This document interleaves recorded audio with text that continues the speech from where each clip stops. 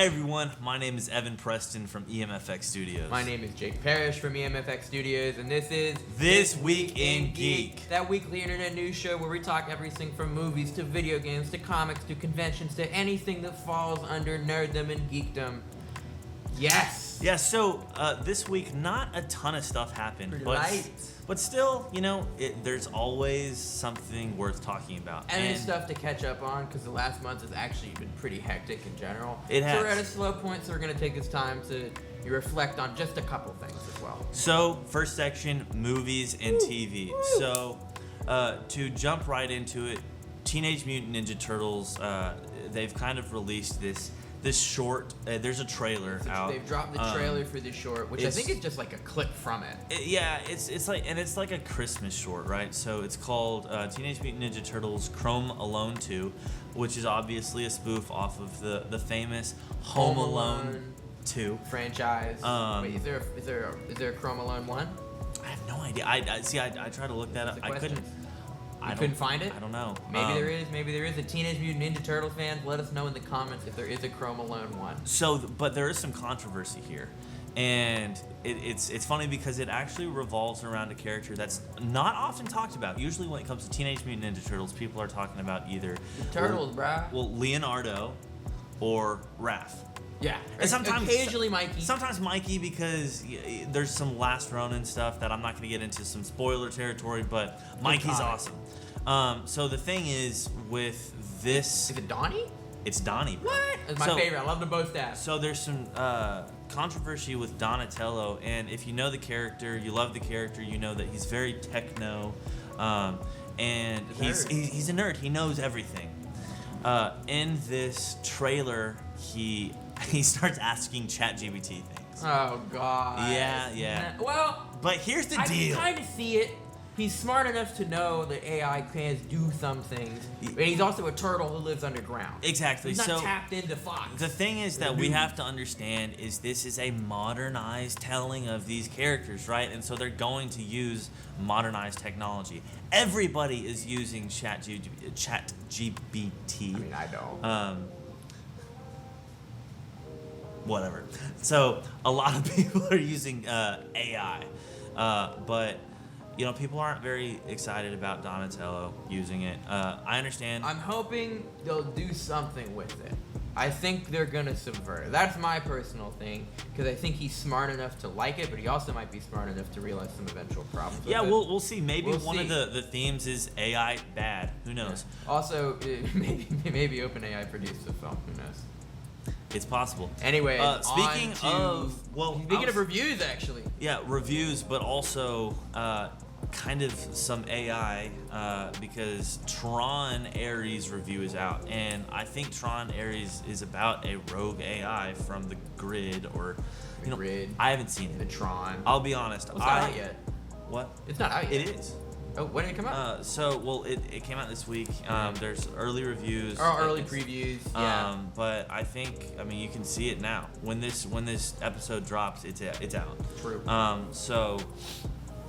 But the reviews have been pretty mixed. It's sitting at 54% on RT.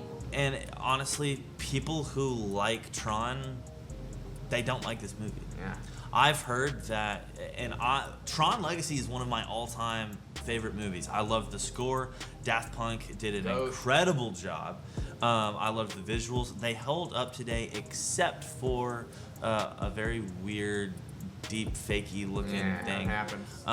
But the visuals of Tron Legacy, the story, it all holds up. It really, really does, and it's very good. I've heard for Ares, because my friend saw Ares early, and he said that the visuals were awesome. It was an absolute spectacle. The score by Nine Inch Nails rocks. Yep, I've heard that. I love Nine Inch Nails, and the story is atrocious. Yeah, so it is awful, and it's all in the real world, which I officially get off the bus at that point. So here's the interesting thing, right? Tron Legacy. I'm not gonna try to get too spoilery, but bro, if you haven't seen Tron Legacy at this point, like, come on. Well, at any rate, so Tron Legacy basically leaves off with this really interesting idea of what happens next in the real world with these two very important characters from Tron Legacy, like incredibly important.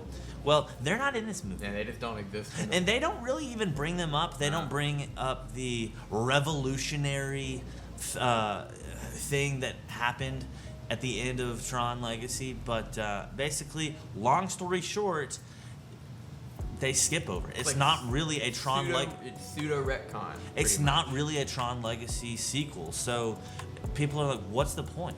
What is the point? Money? Yeah, money. So anyway, moving on. It sucks. Gaming news next. Yeah. Man, more bad news. One to me. Because for a long time I was Xbox family until about 2024. I got a PS5, made the official, like the full switch over. I was rocking a PS4 before that, but I was also playing on the Xbox One. And when I was on the Xbox One, I used Game Pass. Game Pass was awesome. You can get all the games you wanted to play, all the Halos, all the Gears, stuff like that. And I was paying, $15 a month. Yep. That's the deal. Yep. Well, no more deals, guys. No more deals. Because they've hiked the price up officially $10. Now, granted, if you got one of the things where it's like you bought 3 months, you bought a year, you don't have to pay anymore, which is good. But officially from here on out, you are now paying $30 a month. And it's like, oh, we added a Fortnite subscription. It's like, listen, I love Fortnite. What the hell? It does not equal. No. And what they did is there's now 3 different Game Pass tiers. And then like the first one is just like $15 a month. You get $50. You get 50 games. 50 games. Oh, unlimited cloud streaming. Yeah, well, my Wi-Fi works, dog. Which it don't. I live in apartments.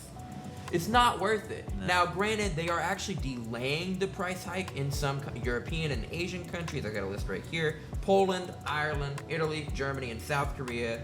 Those hikes are being a little bit delayed. But if you're from most of Europe, if you're from America and you're paying for Game Pass, that's going up to $30. And because of that, the website to cancel your subscription crashed last week, specifically the day they revealed that. The internet's kind of been up in arms pretty much about the price hike because they've said before that it's profitable. Yeah.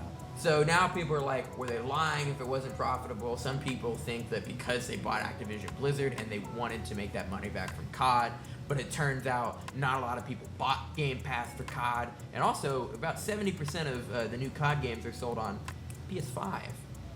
Really? Yes. Xbox is not in the zeitgeist anymore, unfortunately. So this is what they're looking like they're having to do, and they're making more people mad.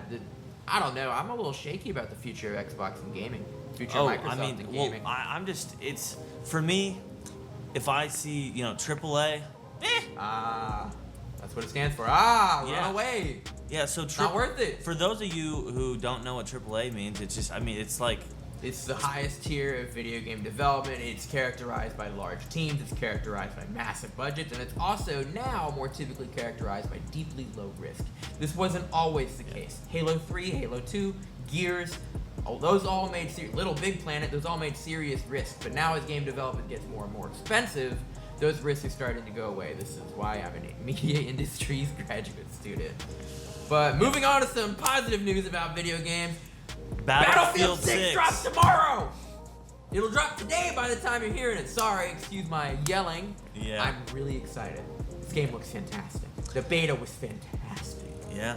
Guys, I'm not even a first-person shooter guy, Well, I am, and I'm very, very, very, very pumped. And I'm not a first-person shooter guy, and I'm also very, very, very, very pumped. I'm mostly a Souls-like guy, I'm mostly a roguelike guy, but this game looks incredible. They've been taking shots at Call of Duty. Yeah. The advertisements, we talked about that last week. I love competition in the industry. If we don't have competition, we're going to get stagnant, and it's going to get boring. And in fact, that's why we're on Black Ops 7, dog. Yeah, Talk about stagnation. Listen, I have no hatred if you love Call of Duty. I love Call of Duty. Speaking of, just real quick, Black Ops 7, Preston, our own EMFX. Shout out Preston. So, first of all, if you don't know, Preston actually produces Man This Week behind in the Geek. camera, editor, and just wizard editor genius. But honestly. he wants to get us all together to play Black Ops 7 just for fun. Split screen. So we'll definitely try it out. We'll see if it holds up to Battlefield 6 anyways, because I know at least I'll be buying Battlefield 6. Me too.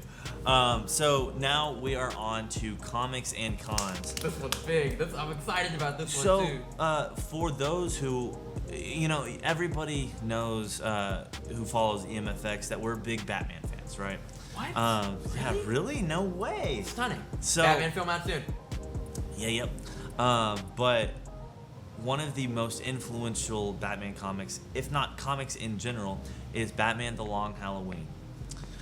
It's commonly regarded as a masterpiece, one of the best Batman issues of all time, and the sequel is also held in just as high a regard. Yeah, so if you didn't know, they're basically concluding, or they're saying they're concluding. Comics, man. Yeah, they're basically doing the last Long Halloween arc ever. Yeah. Because Long Halloween came out a long time ago. Then there was a sequel called Dark Victory that really delved into the Dick Grayson origin story. It was also, I think, Two-Face's origin story, and they played with Jokers. Yeah, Two-Face was a little bit in the Long Halloween, but morphed a lot and grew in the second one. So, but yeah, now there's a book out called The Last Halloween.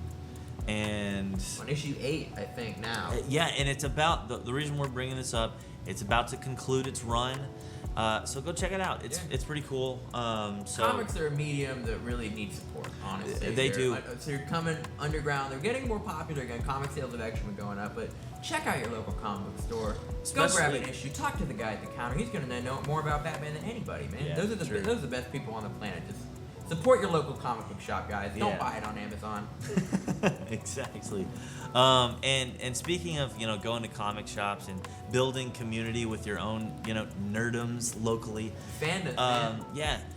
We're now on to Comic-Con convention talk. So, last week was, we talked about, the Dallas Irving Fan Festival. It was a lot of fun. My dad and I went out to it. We got some footage. It'll drop soon. They had a ball. It was a great time. It's always, cons are a place for connectivity, especially, a lot of nerds need it. To be honest, I mean, let's be honest, guys.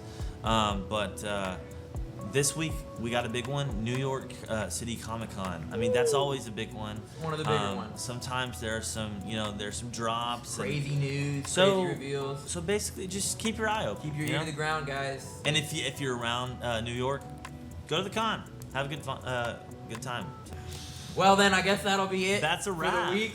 Yeah. For the episode, Jake Parrish again. Evan Preston. And we will see you next week. Thank you so much. All right. Bye, guys. Bye.